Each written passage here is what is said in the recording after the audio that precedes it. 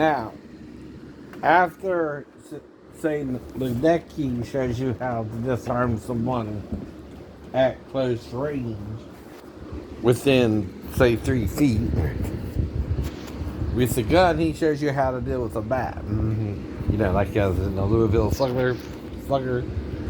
Well, now one of the techniques, I know, again, he's neglecting the left side by going under the right arm, right?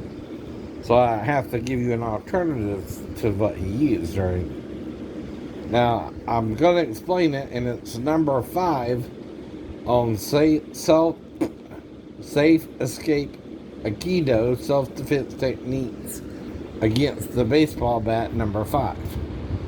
Now, the person is doing what's called a downward swing to your head. An overhead strike with the bat. A block is overhead strike. Now, when he goes under, right, he's holding him with his right hand.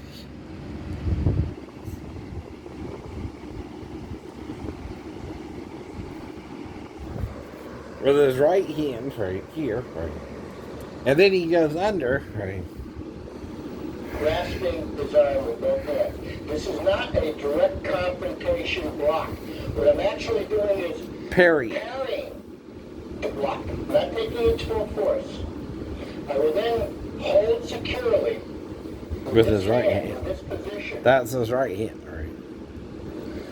Now, here, he needs to either elbow him or hit him in the groin because the left hand could come into play. I know. Now, can you do the technique as he did it on the tape? Yes.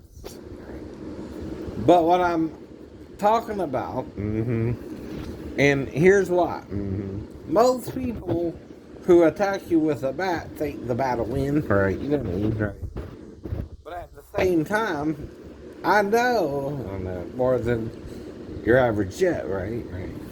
So what I'm saying is, as an extra precaution, he's right there. You can elbow him, and you know, this is to give you the picture, but you can elbow him, even do a downward, groin strike, right, and then throw him, right? Because the point of the technique is to throw him, right? Yeah. Quickly drop underneath while I keep him off balance. Drop underneath, cut his legs out from under, throw him, grasp his wrist, 2 hands, pull him over, and lock him into a very painful, secure lock. We will now proceed to do this technique at extreme speed. Now, see, I would be worried, though, if I was to do that on someone else and they were or weren't. Whoops. That's called a power outage right in there. Because, like I told Sarah, it might rain later on tonight, right? Because they had thunderstorm warnings, right? But usually, sometimes, it won't happen until more evening. That could have to do with the heat of the day, right? Kind of cools off more in the evening, right? And then rain has more of a chance to solidify from gaseous into liquid, right? See, when it comes from the cloud holds the liquid form and starts forming, right, within the cloud, right? And then it becomes rain from the cloud, right? They're called rain clouds for a reason, right? They store water, right? And the water is changed from its gaseous state into a liquid state in the cloud, right? Just a little FYI there, right?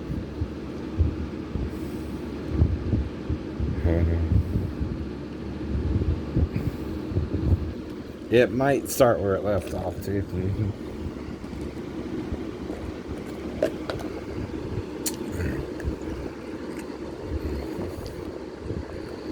Oops, nope.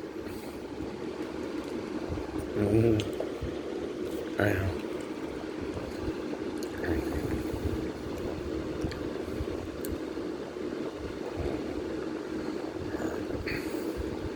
I'll try it again, then I might have to start it from the beginning and fast forward it, right?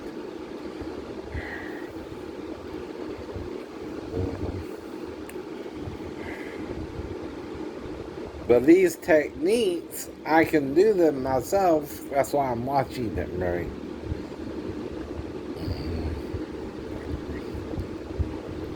Okay.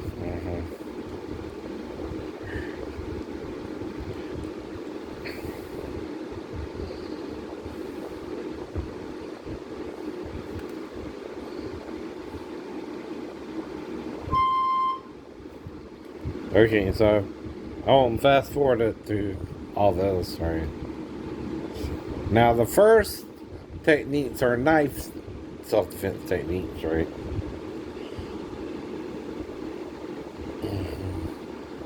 Based off of Aikido, right?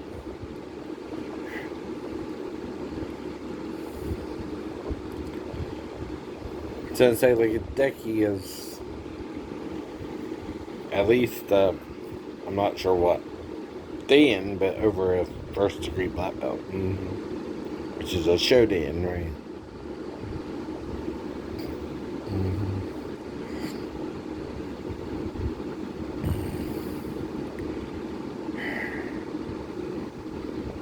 Here he's demonstrating the difference between breaking and joint locks, right?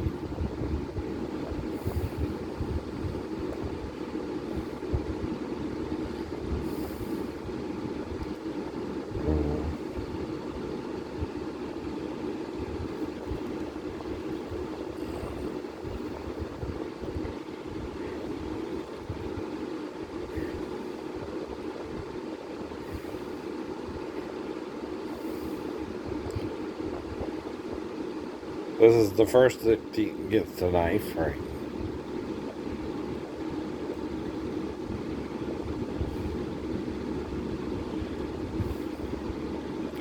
And see, that one you don't go to the left, right? So that's fine, right? This one, though, is the one where you go inside, right? He might could do an uppercut to your back, right? Just saying, with the left hand, right? Now here, he's showing you how to push the blade if someone has it against your artery on the opposite side, right? With the right hand, right?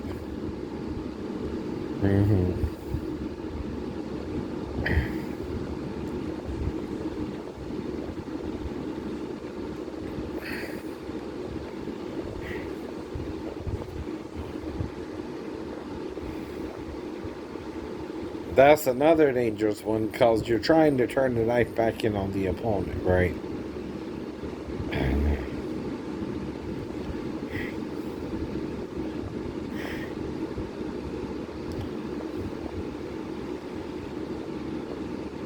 That's your standard wrist lock, right?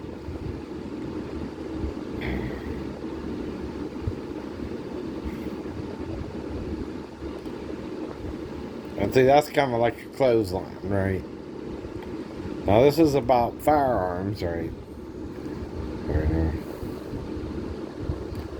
Or how to defend against someone randomly attacking you with a knife, right? That's called freestyle, right? So the gun's right on the person, right? I'm not saying you're fighting someone far off, right? They got to get within 2 to 3 feet of you, right?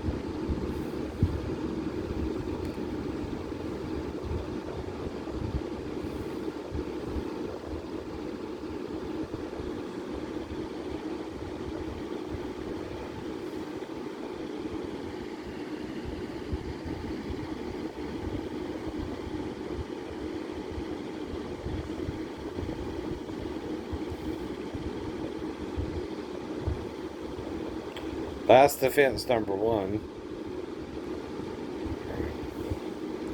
And so you don't take on, or two and three, right? You don't take on the bat directly. You try to parry it, right? Or get out the way, right?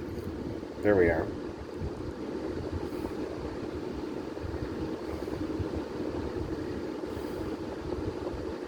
See, that one works for a different reason, though, right?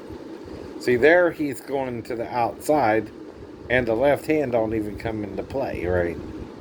That works well, too, right? I know.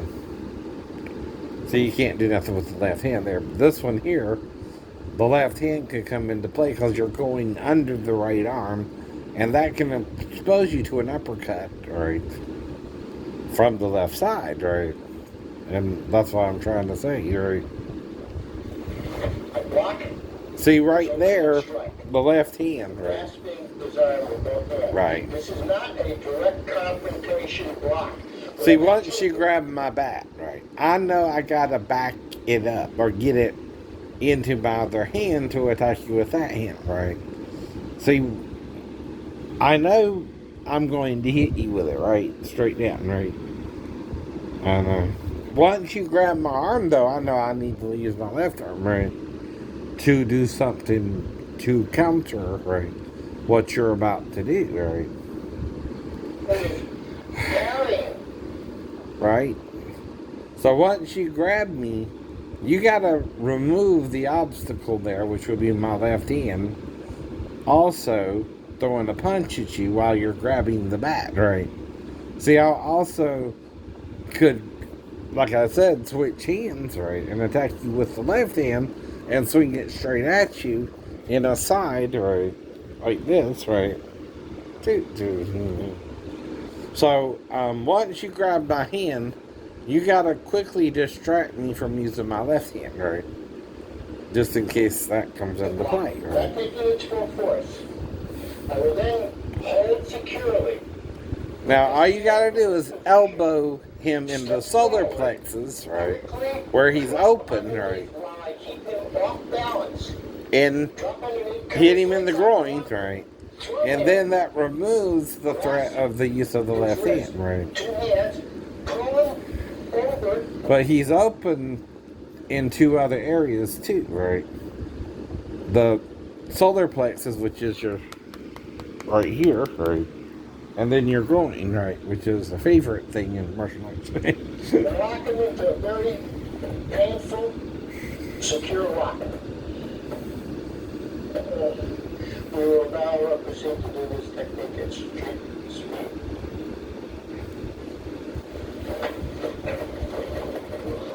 Now, what's dangerous is he's throwing him over his shoulder, right? Without, letting him use his left hand, right? See, when you do that, you're taking for granted the use of the full body, right? If you understand what I mean, right? You're acting like I can only attack you with the bat when I could also hit you, right? If you try to take the bat from me, which is going to be a problem for me, right? Even if I'm attacking you, if I'm a good attacker, I know you might know karate or not, right? And if you do or don't, right, I gotta be prepared, right, one way or the other, in case you are good enough to take the bat from me. And then I'm gonna have to use the left arm, right, to attack you with it, right? Well, when you try to throw me over your shoulder that way, I could do what's called an uppercut to your back, right? And see, all I gotta do is this, right? Boom. I ain't gotta do a whole lot of techniques once you try to go under, all I gotta do is that as well, right? With my left hand, right? See, the left hand's completely in play, right? He's trying to make you think it's not, right? That's the little problem with Aikido, right? Is it does neglect the use of the left hand in certain throwing techniques, right? And you might have to do a time, right, which is a strike, right, to the solar plexus or groin while going under before you can throw me over your shoulder first. That's called a distraction. Then I'm going to put my hand on my, or here, because it, ow, right. I'm going to have to defend myself or block you, right. Now, you can block it with the palm heel, right, or to the groin, right. That's the point, right. I can block any technique too, right, palm heel, right. But then I'm distracted, you can throw me, right, too, just going, boom, whatever, you know what I mean, you gotta distract me, right, before you can throw me, right. Exactly, right. Now, all I gotta do at the same time is an uppercut to your back, right, as you're trying to go under, boom, bam, right, that's all it would take, and I got the bat still, right. If I hit you in the kidneys, right, you're gonna, be hit, right. Now, like I said, both of the techniques when you go to the outside, they're fine, right? But this one particular throw where you go under the right arm, right? You're opening yourself up to an attack from the left side. And all I gotta do is an uppercut, boom, and you're gonna be in trouble. You're gonna be hurting yourself. And see, that's because I know the bat ain't my only weapon, right? Mm-hmm. You know what I mean, right? So you not only when you're doing martial arts, you gotta stay outside the box too. What if someone is trained and they're a left-handed person trained, and you try to do that throw on them, and they have the bat in their right hand, but that's to distract you, right? Maybe right. Though a left-handed person would also have it in their left hand. So then you would have to do the move completely the opposite, right? And use your left hand, not your right hand to parry, right? And then you would still have to deal with the right hand as a backup, right? To the left, right? And see, if a person knows how to fight ambidextrously, that means even though they're a southpaw, they use their right hand to. And vice versa, even though I'm right-handed myself, I also use the left hand, right? It's a backup, right? You can't neglect the possibility that all I got to do is an uppercut or a punch, right? Straight down, right? Or a yibi, right? Which is a thumb strike to your kidneys, and there you are, right? Your throw's out of the commission, right? The rest of them kind of work, like I said, right? But these few, right, where you try to go under my arm, right? I might can do something before you do. Now, like I said, you can chop me, right? Elbow me, right? Knee me even, right? But you gotta do something to distract my left hand, right? Before I attack you, right? Mm-hmm. You can't just take it for granted I can't use my left hand at all, right? And see, the thing is, you're okay in your dojo, right? So if you tell him to attack you a certain way, right? And he does, right? And the technique works or not, that's fine for the dojo, right? You can teach that in your dojo, right? Not saying you can't, right? But what you can't do is neglect or take for granted someone left-handed or right-handed, right? Being ambidextrous, meaning they can use both hands, right? When you do certain throws, you have to be careful. Mm-hmm. If you go under it, I can uppercut you, yibi you, or straight punch you with my left hand as a backup weapon, right? Not just the bat, right? And that's just another thing you can do. Alright. That's good for now. Mm-hmm.